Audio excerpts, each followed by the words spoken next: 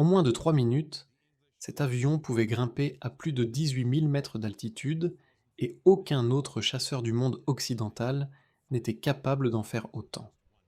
Les Américains ont essayé, les Soviétiques aussi, mais personne ne s'en est approché. Cet avion s'appelait le Lightning, conçu par English Electric, et il reste encore aujourd'hui l'un des intercepteurs les plus impressionnants jamais construits. Le Lightning montait plus vite que tout ce qui avait jamais transporté un pilote. Il était propulsé par deux moteurs Avon de Rolls-Royce, empilés l'un au-dessus de l'autre, dans un fuselage si étroit qu'il n'y avait presque aucune place à l'intérieur. Pas de marge pour l'erreur, très peu d'espace pour le carburant, et à peine assez pour que le pilote puisse s'installer confortablement. Tout était comprimé au maximum. Grâce à cette configuration extrême, l'avion pouvait dépasser la vitesse du Concorde, développé par Aérospatiale, grimper jusqu'à des altitudes où le ciel devient presque noir et où l'on distingue la courbure de la Terre sur la verrière. Mais cette prouesse technique avait un revers dangereux. Le moteur supérieur avait tendance à fuir, laissant parfois couler des fluides sur le moteur inférieur, ce qui pouvait provoquer un incendie en plein vol. Ce problème ne fut jamais totalement résolu. Le Lightning était à la fois une merveille d'ingénierie et une machine capricieuse, capable d'offrir des performances inégalées tout en mettant constamment ses pilotes en danger. C'est pour cela qu'il est resté célèbre, mais aussi controversé. Sa naissance s'explique avant tout par la peur. À la fin des années 1940, les services de renseignement britanniques découvrent que l'Union soviétique développe des bombardiers nucléaires à long rayon d'action, notamment chez Tupolev.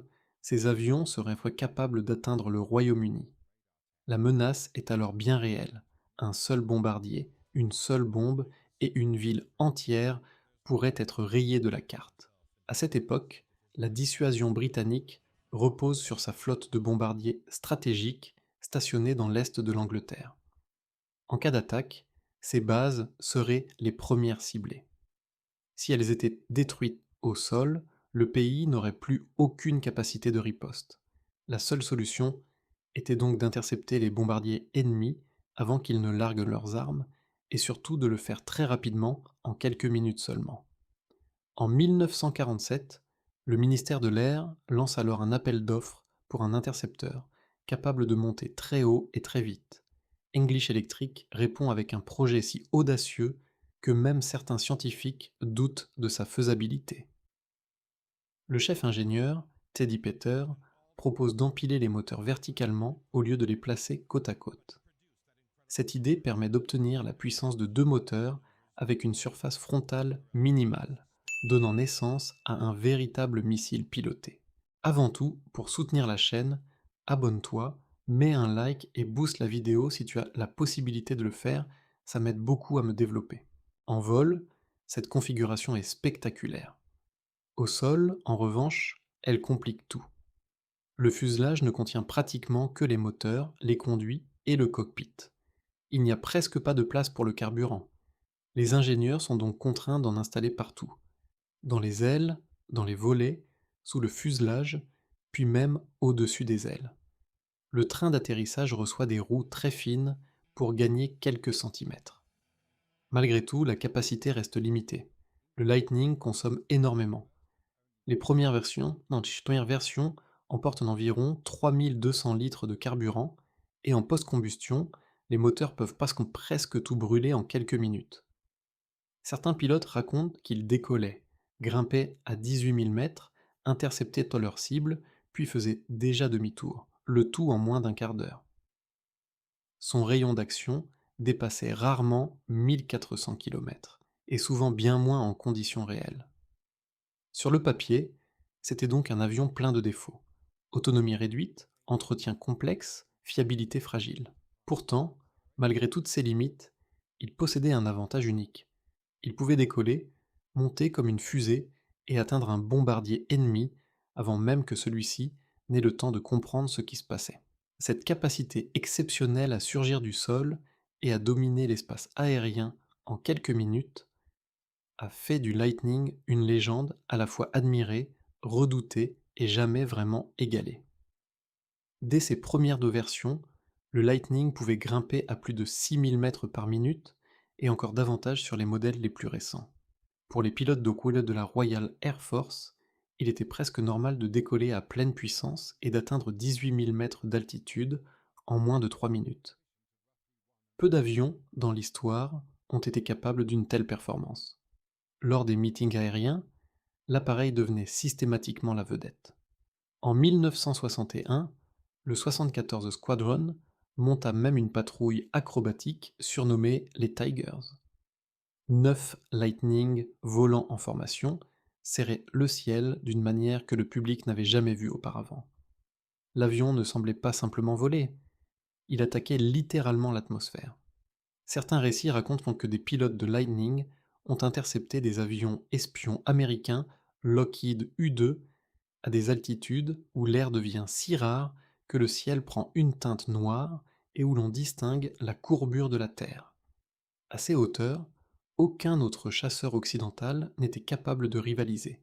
Les Américains le savaient, les Soviétiques aussi. Au début des années 1980, lors d'un exercice conjoint, un Lightning reçut pour mission d'intercepter le Concorde volant en régime supersonique. Plusieurs chasseurs modernes tentèrent l'interception, dont le F-14 Tomcat, le F-15 Eagle et le F-16 Fighting Falcon. Tous échouèrent. Le Lightning, lui, réussit. Cet exploit résumait à lui seul le caractère exceptionnel de l'appareil. Mais cette fierté ne réglait pas les problèmes au sol. Lorsque le Lightning entra en service en 1960, au sein du 74 Squadron, les pilotes étaient ravis, les mécaniciens beaucoup moins. L'avion était infiniment plus complexe que tout ce que la RAF avait exploité auparavant. Son prédécesseur, le Hawker Hunter, passait presque pour un modèle de simplicité en comparaison. La disposition verticale des moteurs posait de sérieux problèmes. Le moteur supérieur avait tendance à laisser fuir des fluides sur le moteur inférieur. Or, en vol, ces moteurs fonctionnaient à des températures dépassant les 600 degrés Celsius. La moindre fuite devenait un risque d'incendie immédiat. Les voyants d'alerte feu dans le cockpit s'allumaient régulièrement. Beaucoup étaient de fausses alertes, dues à la surchauffe des circuits électriques ou à des capteurs défaillants, mais le pilote ne pouvait jamais en être sûr. Une fausse alerte et un véritable incendie donnaient exactement le même signal. À Mach 2, il n'y avait pas le temps de réfléchir. La procédure imposait de considérer le pire scénario et d'agir immédiatement. Plusieurs Lightning furent ainsi abandonnés au-dessus de la mer du Nord, simplement parce qu'un voyant s'était allumé sans que le pilote sache s'il lui restait 30 secondes ou 30 minutes avant que l'avion ne devienne un piège mortel. La maintenance était tout aussi pénible. Sur la plupart des chasseurs, changer un moteur prenait quelques heures. Sur le Lightning, même dans des conditions idéales, il fallait au minimum 4 heures, souvent bien davantage. Le moteur inférieur devait être extrait par le dessous après démontage du réservoir ventral. Le moteur supérieur, lui, était retiré par le dessus à travers des panneaux démontables du fuselage. Tout était si compact que les mécaniciens disaient avoir l'impression de réparer une montre suisse avec des gants de boxe. Au début de sa carrière, la disponibilité opérationnelle était catastrophique. En moyenne, chaque avion ne volait même pas 20 heures par mois, contre 30 ou plus pour d'autres types. L'état-major en tira des conclusions sévères. Il recommanda au gouvernement de ne plus investir dans le programme. Selon eux, le Lightning n'était qu'une solution provisoire. Les missiles solaires allaient bientôt rendre les chasseurs pilotés obsolètes. Cette prédiction s'est révélée fausse, mais elle a durablement nui à l'avenir de l'appareil. Le Lightning ne reçut jamais les améliorations qu'il aurait méritées. Il n'obtint pas de radar plus puissant. Son système d'armes resta limité.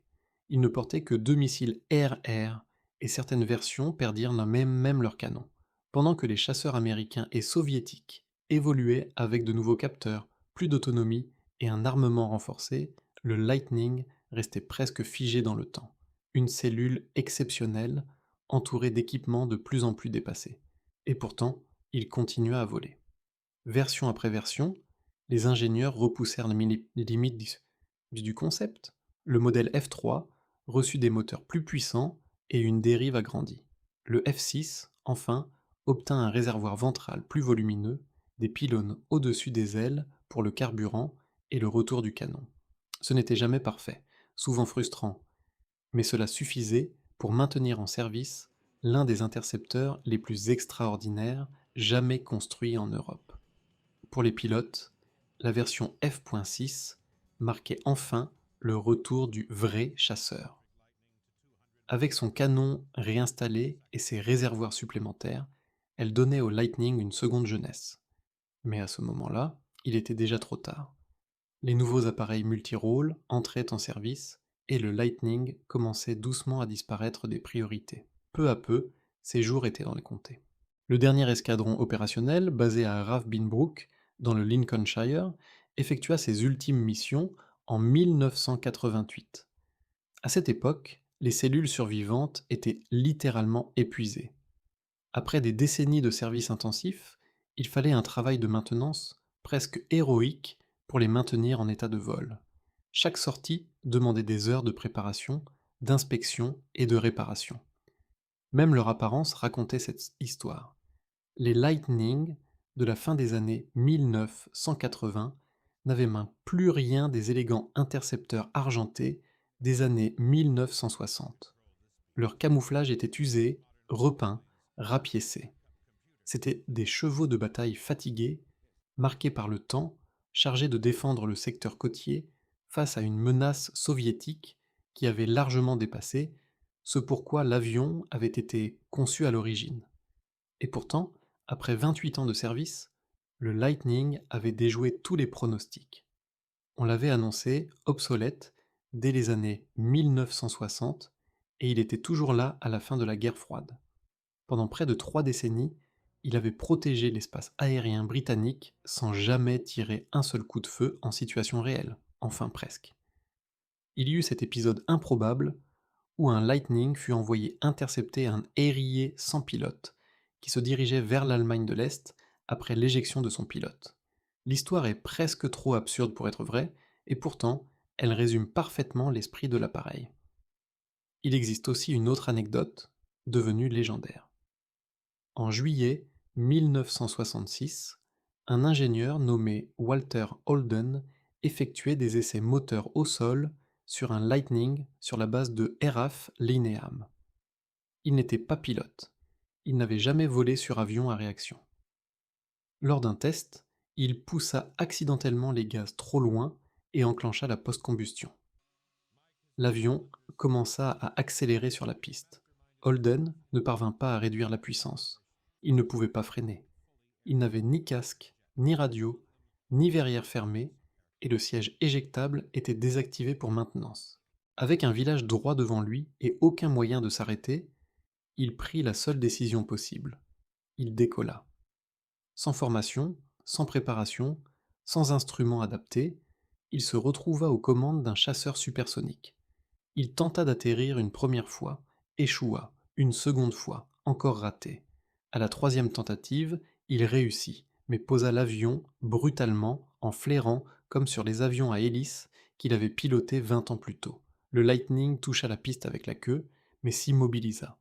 Holden sortit de l'appareil sans la moindre blessure. On l'envoya ensuite quelques semaines en congé en Italie, le temps que l'affaire se tasse. Il ne reçut aucune sanction formelle, seulement la consigne de laisser à l'avenir les essais en vol aux pilotes qualifiés. L'avion fut réparé et continua à voler pendant encore 8 ans. Difficile de trouver meilleure illustration du caractère imprévisible et presque indomptable du Lightning. Aujourd'hui, on peut encore en voir dans plusieurs musées, notamment à RAF Cosford ou à Imperial War Museum d'Oxford. Ils sont là, immobiles, superbes, avec leurs lignes tendues, leur fuselage argenté et cette immense entrée d'air à l'avant. Les enfants collent leur visage contre les barrières et demandent pour ce que c'est. Les parents lisent la plaque et répondent: c'était un avion de chasse, très rapide, il y a longtemps. Mais ce que ces panneaux n'expliquent pas, c'est le bruit assourdissant à pleine post-combustion Quand l'appareil montait à plus de 12 000 mètres, les deux moteurs hurlant, la cellule vibrant, l'altimètre tournant si vite qu'on ne pouvait plus le lire. Il ne raconte pas ce que cela faisait d'être sanglé dans une machine capable d'atteindre presque l'espace en moins de temps qu'il n'en faut pour cuire un œuf à la coque. Ils ne disent pas ce que cela représentait d'être le dernier rempart entre un bombardier soviétique et une ville britannique. Ils ne parlent pas non plus du prix humain. Des mécaniciens aux mains en sang, aux doigts quoi brûlés, travaillant nuit après nuit dans des hangars glacials du Lincolnshire, sachant qu'une alerte pouvait tomber à n'importe quel moment, et que l'avion devait être prêt, qu'il le veuille ou non. Le Lightning fut le premier, et le dernier, véritable chasseur supersonique entièrement britannique. Après lui, il n'y eut plus rien de comparable, et il est probable qu'il n'y en aura jamais plus. Incontrôlable, exigeant, parfois déraisonnable, mais inoubliable. C'est aussi pour cela qu'il est entré dans la légende.